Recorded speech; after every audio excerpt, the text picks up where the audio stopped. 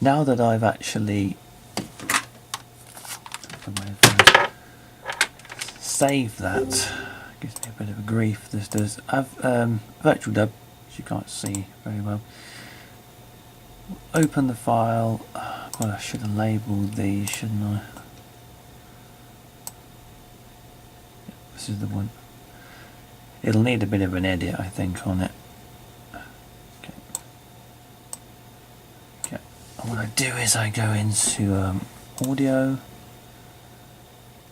Audio from other. You can't see this is a bit of a non-line way of doing it, I suppose. Level 9. Okay. What that does is it makes the audio from what I've just done. Hello, this is me, Jane. So I'm playing TRLE called Depth of the Demo Sign. This is level 9, the quarters of the score. Right, I've just played this because I need to know what I'm doing. There's a little bit.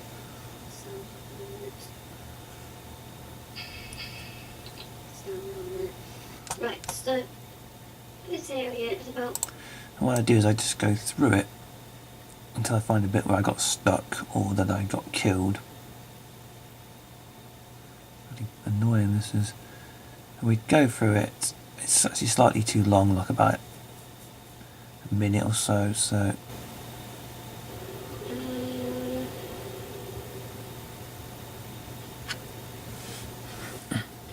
But I can't remember exactly what I did, so if I want to edit this down, I have to become quite familiar with it, so I know where to cut it, otherwise I'll cut the wrong piece out.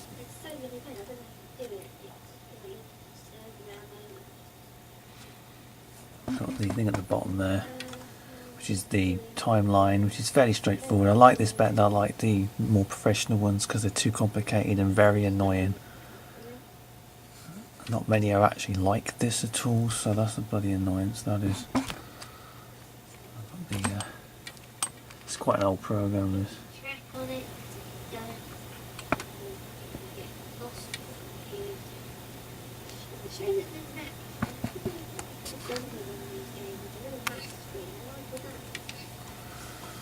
About here I got lost, I think.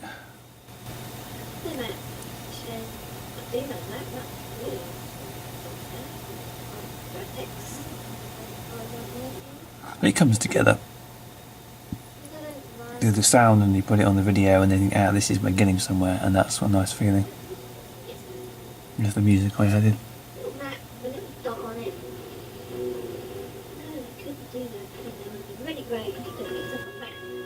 And that music, of course, wasn't there when the game was being recorded because it didn't exist. And that was a little bit of sound mixing there. And the idea is that you're supposed to think, actually, that was there. I don't want people thinking it wasn't there, but although I actually said in the commentary that it was missing, but you don't think about it not having been there because if it's really obvious, then I'm not doing a very good job, to be honest.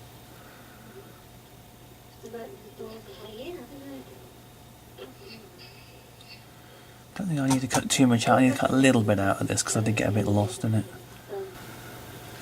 Playing this game, as you absolutely know, incredibly unfair, very difficult to dominate, typically always bad guys, which is very difficult to kill without really good weapons.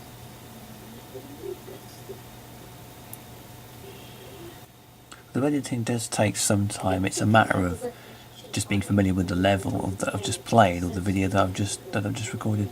And once you're onto that level, it's fairly straightforward. Like I got killed here. I did get killed here. I got killed here, right?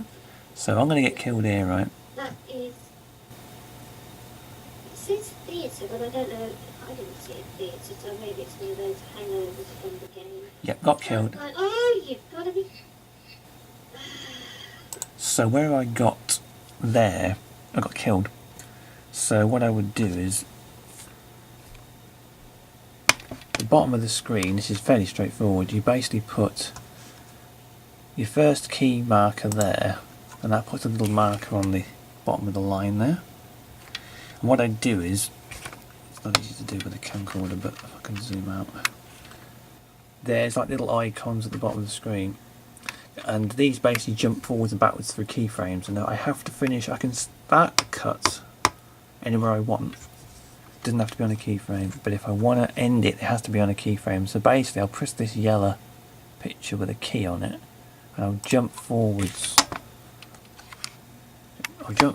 So basically I'm going to have to play that bit again, which I did, and then I got killed on it. So I have to go back and cut out all the bit that I don't want that I've got already. Right, and this is the room where I picked up the key. There I am with the key. So basically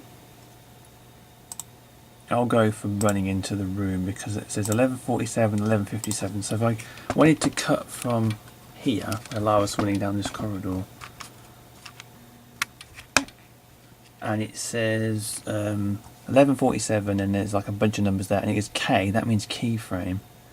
And now I can't cut between where I've started the cut at that when I did the first marker, and I can't cut it between a keyframe. It has to be on a keyframe, or this virtual dub editor will not allow the video to be cut, and you end up with a thing where if you don't notice and you put the sound on, it'll be out of sync, or you'll have a bit that's there that you didn't want.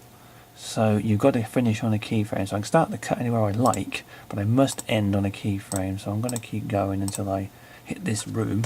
There's Lara running into the room for the second time where I got the key, and it says at the bottom 11:57, and it says K. And what I do then is I put the other marker there, and at the bottom it shows me where I've actually cut the beginning, which was not on the keyframe, and then the second one, which is.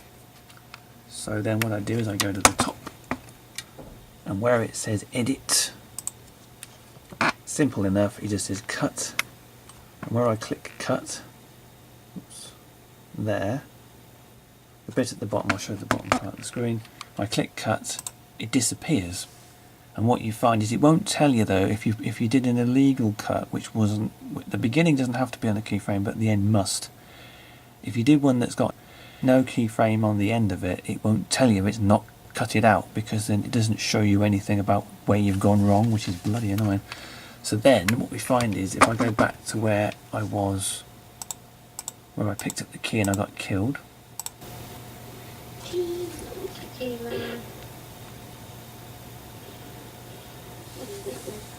That is,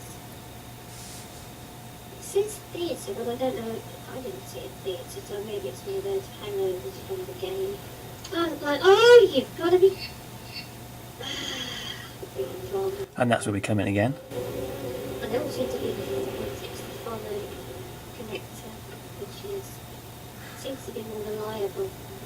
I thought they would be big enough, but apparently Problem with that is that the only problem with that cut is that the music I did, that I messed it up, because that's basically landed before I did the cut, and the only other way to do that cut is to go backward and cut further back earlier, meaning I have a longer lead into this bit, which I don't always like to do that, because the way Xvid works is it puts cut keyframes at certain places and doesn't put them every frame, which is very annoying.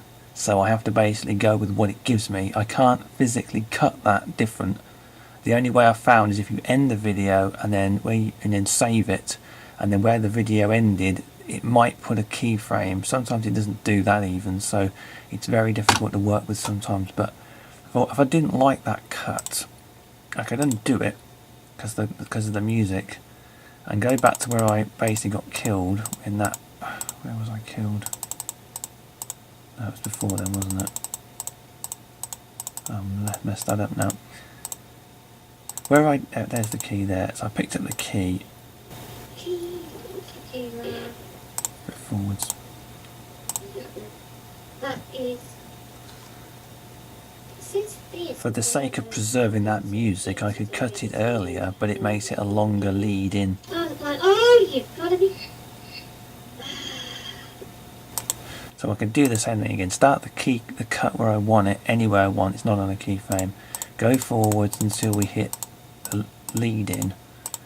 But the thing is, that says 11:13, and then it's 11:27. Actually, no, I might be able to get away with it. Actually, 11:47. So I've got about 10 seconds longer of a lead in. So that actually, if I wanted to do this again, I've got a keyframe there. See the K? There's the K there. So it's keyframe. I can then do that. So what I can do is I can put the other one at the other end of that. It doesn't show it there. It highlights it in blue, and then you cut it. And then if I go back to where I died, where was I? I do this over and over again until I get it right. It takes bloody ages.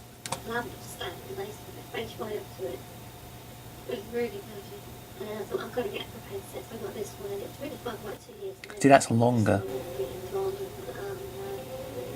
That's a better one, because what happened there was that the music started before I did the cut. So sometimes when I'm putting this music on, doing it, sometimes I can end up cutting the entire thing out and missing the music thing, which I added in specially, so that can be very annoying and frustrating. But that's a better example of cutting, because sometimes it'll put a keyframe that's either way before you want to cut it or way after, and you'll have to leave that in and cut it somewhere else, because from the viewer's point of view, it's incredibly frustrating to watch somebody die over and over again and play it a bit over and over again. All you want to do is show the bit where you went wrong first time, and if you die more than a couple of times, you want to cut that down so that you just show them dying a couple of times. And often this bloody program, it's more to do with Xvid really, it won't allow a cut on unless there's a keyframe present, and there isn't always a keyframe where you want it to be. So this is the limitation I have when making these videos. Sometimes if I die a lot, especially when I've got a lot of audio with the music that I've done, like today with the putting music that didn't exist in certain places, if I don't do it right, I end up butchering that music that I put in all special. It doesn't matter if it's already there in the game, I have to accept that that's part of the deal. If I put it in special and I do it wrong, then I'm wasting my time doing that, because it's like, well, what's the point if I'm going to cut it out? But that cut is pretty good. That's a nice cut, because I mean I've got to stay inside the 15, and this takes it to about 13, 17. So as long as I don't bungle like in the game where I was getting killed and everything, I don't think I died more than once in the level.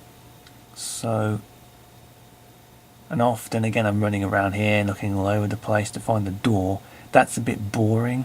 So as long as the video isn't less than about, try to keep the videos about 10, at least 10 minutes, because you get 15, so I want to try and fill that space up for one episode. But I don't want to cut it too small, don't want to make it go too long. So you got to make a number of decisions based on, so it took me ages to find this door. So I think I might do one more cut there.